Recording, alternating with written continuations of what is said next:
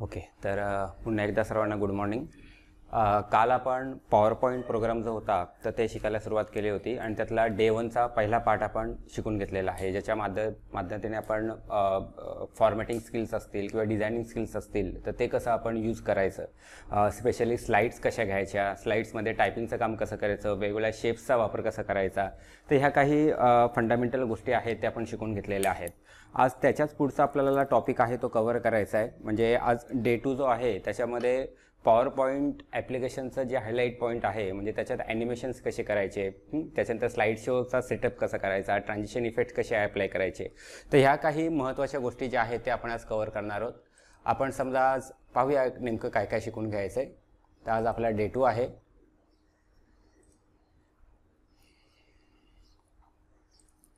तर जसं मी सांगत होतो की ट्रान्झिशन इफेक्ट अप्लाय करणं, ॲनिमेशन इफेक्ट अप्लाय करणं आणि प्रेझेंटेशन जे आहे ते पब्लिश करणं म्हणजेच सेटअप करणं, तर ह्या काही महत्त्वाच्या टूल्स आहेत त्याबद्दल आपण आज शिकून घेणार आहोत. आणि ते शिकण्यासाठी पुन्हा आपण जे कालचं प्रेझेंटेशन तयार करून ठेवलेलं आहे त्याचाच वापर करणार आहोत. तर एक प्रेझेंटेशन आपल्याकडे तयार आहे, तर ते आपण ओपन करूया आणि त्याच्यामध्ये कशा प्रकारे ट्रान्झिशन इफेक्ट्स किंवा आपल्याला ॲनिमेशन इफेक्ट करता येतील ते आपण पाहूया. तर माझ्यामध्ये माहितीप्रमाणे अशा प्रकारे प्रेझेंटेशन जे आहे तुम्ही सर्वांनी तयार करून ठेवलेलं आहे.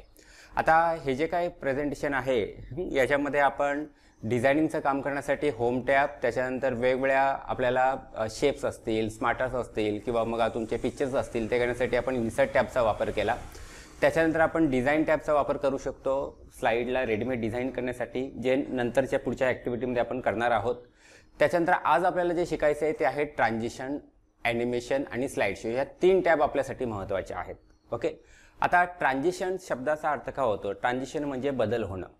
पण बदल कशात? ज्यावेळी प्रेझेंटेशन मी शो करत असेल म्हणजे दाखवत असेल मोठ्या स्क्रीनवरती, तर त्यावेळी एक स्लाईडमधली माहिती मला देऊन झाली की नेक्स्ट स्लाईडवरती जेव्हा मी मूव्ह होणार आहे म्हणजे जाणार आहे, तर त्यावेळी काहीतरी तिथे ॲनिमेशन किंवा बदल आला पाहिजे किंवा ते चांगल्या प्रकारे आपल्याला प्रेझेंट झालं पाहिजे. आपण एक करून बघू म्हणजे समजायला सोपं जाईल.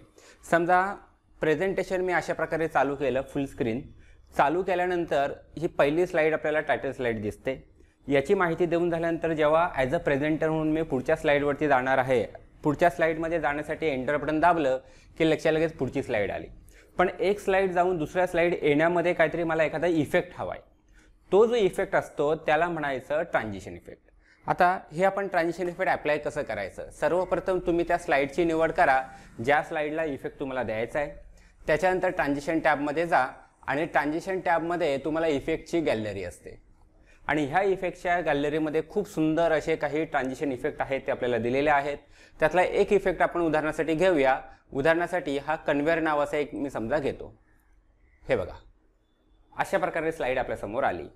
समजा तुम्हाला त्याच्याऐवजी इतर कोणता हवा असेल तर तेही तुम्ही घेऊ शकता. उदाहरणासाठी फॉलोवर नावाचं मी घेतो. हे बघा, पेज पडल्यासारखं होतं. ओके, खूप सुंदर असे इफेक्ट आहे. अगदी तुम्हाला कर्टनचा पण आहे, पडदा उघडल्यासारखं होतं. तर अशा पद्धतीने आपण म्हणूया की वेगवेगळे इफेक्ट्स आहेत ते तुम्हाला अवेलेबल आहेत. जसं एक हॉनिकॉम नावाचं मी घेतो. मधमाशीचं पोळं असतं त्याप्रमाणे थोडंसं होणार ते.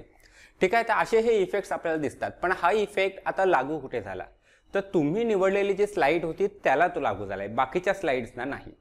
आता कोणत्या स्लाईडला ट्रान्झिशन इफेक्ट लागू झालेला आहे, अप्लाय झालेला आहे, मला समजेल कसं?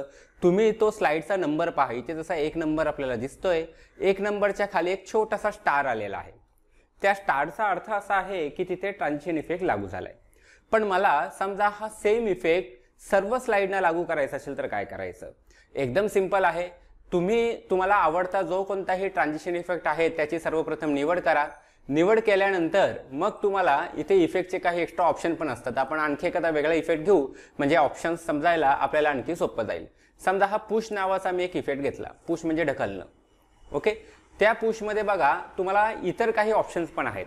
म्हणजे स्लाईड जी माझी येणार होती ती खालून आली होती, पण खालून नको, मला वरतून पाहिजे. मग फ्रॉम टॉप घेतो म्हणजे वरतून खाली येणार आहे किंवा लेफ्ट राईट. तर कोणताही इफेक्ट तुम्ही जो निवडता त्याचे देखील एक्स्ट्रा ऑप्शन्स आहेत. त्याच्याबरोबर तुम्हाला इथे साऊंडचा आणखी ऑप्शन दिलेलं असतं. ओके, तर समजा मी ॲप्लॉज नावाचा एक साऊंडचा इफेक्ट देतो. ॲप्लॉज म्हणजे काय? हां, म्हणजे लोकांनी नाही टाळ्या वाजवल्या तर हे आपणच वाजवून घ्यायच्या स्वतःसाठी. मग त्यासाठी काय करायचं? तो इफेक्ट द्यायचा आणि ज्यावेळी तो प्रेझेंटेशन मी पाहणार आहे त्यावेळी टाळ्या वाजवण्याचा आवाज आहे तो येतो. क्लिअर नक्की. असे वेगवेगळे साऊंड्स तुम्ही देऊ शकता. त्याच्यानंतर त्याचं ड्युरेशन पण आहे इथे. ड्युरेशन म्हणजे काय, तो इफेक्ट किती वेळ दिसला पाहिजे. साधारणतः एक स्लाईड जाऊन दुसरी स्लाईड येण्यामध्ये 1 ते 2 सेकंद लागतात. मग तुम्हाला तो 4-5 सेकंद हवा का, तर तुम्ही काय करायचं, इथे तो 4-5 सेकंद सेट करा. आणि सर्वात महत्त्वाचं जे मी सांगत होतो, थोडासा मी इफेक्ट फक्त साऊंडचा काढतो. त्याच्यानंतर मी सांगत होतो इथे आपल्याला सर्वात महत्त्वाचा ऑप्शन आहे अप्लाय टू ऑल. म्हणजे सध्या मी जो इफेक्ट दिलेला आहे हा फक्त पहिल्या स्लाईडला आहे. अप्लाय टू ऑलवरती क्लिक केलं की काय झालं बघा, सर्व स्लाईडना तो इफेक्टचा सेम इफेक्ट लागू झाला. म्हणजे ज्यावेळी प्रेझेंटेशन मी अशा प्रकारे चालू करणार आहे, पहिली स्लाईड आली माझ्यासमोर, पुन्हा इंटर बटन दाबलं की सेकंड स्लाईड आलेली आहे, पुन्हा इंटर बटन दाबलं की थर्ड स्लाईड आलेली आहे. क्लिअर नक्की. तर अशा प्रकारे ट्रान्झिशन इफेक्ट्स आहेत ते आपण त्या ठिकाणी अप्लाय करू शकतो. आणखी एक महत्त्वाची सेटिंग ज्याच्यावरती आधारित फायनल एक्झाममध्ये बऱ्याचदा प्रश्न आपल्याला विचारला जातो ते म्हणजे काय, तर आत्ता काय झालंय की तुम्ही माऊसने क्लिक करा किंवा कीबोर्डवरती एंटर बटन दाबा, मग तुमची पुढची स्लाईड येते. पण समजा असं काय करता येईल का की पुढची स्लाईड ऑटोमॅटिक येईल, करू शकता. त्यासाठी माऊस क्लिकचा ऑप्शन ऑफ करा, ऑटोमॅटिक लेफ्टर ऑन करा आणि किती वेळाने स्लाईड आली पाहिजे, मी असं गृहीत धरतो की 5 सेकंदांनी माझी पुढची स्लाईड यायला पाहिजे. म्हणून मी 5 सेकंद सेट केलं आणि पुन्हा अप्लाय टू ऑल केलं. म्हणजे तो 5 सेकंदाचा टाईम हा प्रत्येक स्लाईडला लागू झाला. आता काय होणार आहे, ज्यावेळी मी प्रेझेंटेशन चालू करेन तर माझी पहिली स्लाईड नेहमीप्रमाणे आली. पहिल्या स्लाईड नंतर बरोबर 5 सेकंदांनी काय होईल की तुमची पुढची स्लाईड आली. त्याच्या 5 सेकंदानंतर त्याच्या पुढची स्लाईड पुन्हा येणार. आपण बऱ्याचदा बँकांमध्ये वगैरे जातो बघा, तिथे मोठ्या स्क्रीनवरती ते स्लाईड शो चालू असतो ऑटोमॅटिक. ते असंच असतं, वेगळं काही नसतं. ते पण प्रेझेंटेशन पॉवर पॉईंटमध्येच बनवलेलं असतं. ओके, तर अशा पद्धतीने एक एक स्लाईड तुमच्या येत राहणार आहेत. फक्त हे तुम्हाला जर कुठे डिस्प्लेसाठी वापरायचं असेल तर ठीक आहे. पण समजा तुम्हाला स्वतःला उभं राहून एखादं प्रेझेंटेशन द्यायचं आहे, माहिती सादर करायचं आहे, तर त्यावेळी हे ऑप्शन शक्यतो वापरलं जात नाही. नाहीतर मी एखादी माहिती सादर करतोय आणि पाठीमागची स्लाईड बदलली तर तसं होता कामा नये. मग तेथे मात्र आपण माऊस क्लिकवरतीच किंवा मग आपण एंटर बटनवरतीच ते इव्हेंट सेट करतो. तर अशा पद्धतीने ही आपली ट्रान्झिशन महत्त्वाची अशी टॅब आहे आणि काही त्यातल्या महत्त्वाच्या सेटिंग्स आहेत ते आपण आता माहिती करून घेतलेलं आहे. पण आता हे जे काय आपण इफेक्ट वापरले हे कशाला वापरले, तर इफेक्ट जे होते ते आपण ह्या पूर्ण स्लाईडला वापरलं. जी एक स्लाईड गेल्यानंतर दुसरी स्लाईड येणार आहे त्याला. पण मला असं थोडंसं अपेक्षित आहे की हे जे काय माझ्या हेडिंग्स आहेत, पिक्चर्स आहेत, तर त्यांना सुद्धा काही इफेक्ट देता येईल का स्वतंत्ररित्या, तर ते इफेक्ट जे आपण देणार आहोत त्याच्यासाठी मात्र आपल्याला ही ॲनिमेशन टॅब वापरायची आहे. ओके, आणि ह्या ॲनिमेशन टॅबमध्ये आपण जे काही आपले प्लेस होल्डर असतात, प्लेस होल्डर म्हणजे नेमकं काय, तर हा पिक्चर त्याला म्हणायचं प्लेस होल्डर, हा जो टेक्स्ट बॉक्स आहे त्याला म्हणतात प्लेस होल्डर, किंवा हा जो हेडिंग आहे त्याला म्हणतात प्लेस होल्डर. प्लेस होल्डर म्हणजे ते बॉक्स, म्हणजे टेक्स्ट बॉक्स घ्या, पिक्चर घ्या, ते त्याला म्हणतात प्लेस होल्डर. आता ज्या कोणालाही तुम्हाला ॲनिमेशन करायचं आहे त्याला तुम्ही सिलेक्ट करायचं. फक्त त्याची सिक्वेन्स आहे ती तुम्ही अगोदर थोडीशी डिसाईड करायची असते. सिक्वेन्सचा अर्थ काय, ज्यावेळी प्रेझेंटेशन मी चालू करतो त्यावेळी काय झालं, ही पहिली स्लाईड आली माझी. पण पहिल्या स्लाईड आल्यानंतर मग मला काय काय दिसलं पाहिजे, मला अगोदर हेडिंग दिसली पाहिजे का, मला अगोदर पिक्चर दिसलं पाहिजे का. मी थोडंसं ते ट्रान्झिशन इफेक्ट जरा ऑफ करून घेतो. ओके, तर प्रेझेंटेशन चालू केल्यानंतर पहिली स्लाईड दिसते. मग पहिल्या स्लाईडमध्ये आपल्याला काय आलं पाहिजे, तर मी असं एक उदाहरण घेतो की मला जे चित्र जे बॅकग्राऊंडचं आहे ते अगोदर दिसलं पाहिजे first time in the sense first पोझिशनला. त्याच्यानंतर मला त्या ठिकाणी life cycle of seed and plants हे हेडिंग आलं पाहिजे सेकंड नंबरला. त्याच्यानंतर मला इंटरनॅशनल स्कूल जे आहे ते 3rd नंबरला आणि वैष्णव अवॉर्ड आहे ते समजा 4th नंबरला, आणि 5th नंबरला मला टॅगलाईन पाहिजे हाऊ लिव्हिंग थिंग्स वर ग्रो लाईव्ह अँड डाय. तर अशी सिक्वेन्स आपल्याला ते ठरवायची असते आणि त्या सिक्वेन्सप्रमाणे ॲनिमेशन द्यायचे असतात. सिक्वेन्स बदलता येते पण शक्यतो आपण सुरुवातीपासूनच व्यवस्थित नंबराईज केलं तर आपल्याला सोपं काम होतं. समजा मला पिक्चर सर्व त्याला आलं पाहिजे म्हणून पिक्चरला सिलेक्ट करतो. इथे ॲनिमेशन टॅबमध्ये गेल्यानंतर ॲनिमेशनची गॅलरी पुन्हा ओपन करा. ह्या ॲनिमेशन गॅलरीमध्ये तुम्हाला 3 महत्त्वाच्या कॅटेगरीमधले ॲनिमेशन दिसतात. पहिली जी कॅटेगरी असते त्याला म्हणतात एंट्रन्स, दुसरी कॅटेगरी असते त्याला म्हणतात एम्फासिस आणि तिसरी कॅटेगरी असते त्याला म्हणतात एक्झिट. पण यातले सर्वाधिक आपल्याला कोणत्या वापरामध्ये येतात तर एंट्रन्सवाल्या वापरामध्ये येतात. हा, एंट्रन्स म्हणजे आता एवढेच इफेक्ट आहेत का, तर असंही अजिबात नाही आहे. तुम्ही जर खाली आलात तर मोर एंट्रन्स इफेक्ट दिलेले आहेत, त्याच्यावरती क्लिक करा. तुम्हाला हे बघा एंट्रन्सचे एवढे भरमसाठ आपण म्हणूया की वेगवेगळ्या प्रकारचे ॲनिमेशन इफेक्ट अवेलेबल आहेत. सध्या आपण आता इंट्रोडक्शन लेवलला आहोत म्हणून मी सुरुवातीचे जे इफेक्ट आहेत त्यातूनच वापर करणार आहे. समजा हा एक फ्लोटिन नावाचा इफेक्ट मी घेतो. हे बघा झाड खालून आल्यासारखं दिसतंय. आलं लक्षात? म्हणजे हा इफेक्ट झाला. तुम्ही जर पाहिलं ते पिक्चर जे घेतलंय पिक्चरच्या कॉर्नरला इथे 1 नंबर आलाय. म्हणजे जी सिक्वेन्स आपण घेतोय ॲनिमेशनची त्या ॲनिमेशनच्या सिक्वेन्समध्ये सुरुवातीला 1 नंबरला पिक्चर येणार आहे. मी 2 नंबरला माझा असा अपेक्षित आहे की मला समजा हा टेक्स्ट बॉक्स 2 नंबरला आला पाहिजे म्हणून टेक्स्ट बॉक्सला सिलेक्ट करतो आणि पुन्हा त्याला पाहिजे तर फ्लोटिंगचाच इफेक्ट घेतो. सेम इफेक्ट घ्यायला पाहिजे असं काही बंधन नाही. तुमचं इमॅजिनेशन लेवल किती आहे त्यानुसार तुम्ही ते सेट करायचे, तुमची आवड किंवा आपण गरज. त्याच्यानंतर मी life cycle of seed and plants त्याला घेतो आणि याला सुद्धा मी एक फ्लाईनवाला घेतो समजा. पण फ्लाईन म्हणजे ते उडत आलं पण ते खालून नको उडत यायला. मला लेफ्टनी राईटनी वरतून खालून असं काही ऑप्शन्स आहेत का तर ते देखील तुम्हाला इथे इफेक्टचे ऑप्शन्स आहेत. मला समजा काय पाहिजे फ्रॉम लेफ्ट पाहिजे. अच्छा लेफ्ट नको राईट करू आपण त्याला फ्रॉम राईट. ओके येते लक्षात? त्याच्यानंतर इंटरनॅशनल स्कूल आलं पाहिजे. हे मला वरतून आलं पाहिजे. याला पण मी समजा फ्लोटिंग करतो पण ते वरतून आलं पाहिजे फ्रॉम फ्लोट डाऊन असं. आणि हे वैष्णव आवड आहे याला पण मी फ्लोटिंग करतो पण हे खालून. अच्छा सॉरी माझी मिस्टेक झाली. ओके पुन्हा मी वैष्णव आवडलं म्हणून हे सिलेक्शन महत्त्वाचं कारण सिलेक्शन माझं ते वरचंच झालेलं होतं. ठीक आहे याला पण मी फ्लोटिंग करतो आणि हे खालून आलं. म्हणजे सर्वांना आपण आता ॲनिमेशन देऊन झाले. म्हणजे फर्स्ट पोझिशनला काय आपलं पिक्चर, सेकंड पोझिशनला काय आहे टॅगलाईन आहे, थर्ड पोझिशनला आपलं टायटल आहे, त्याच्यानंतर इंटरनॅशनल स्कूल आणि वैष्णवी अवॉर्ड.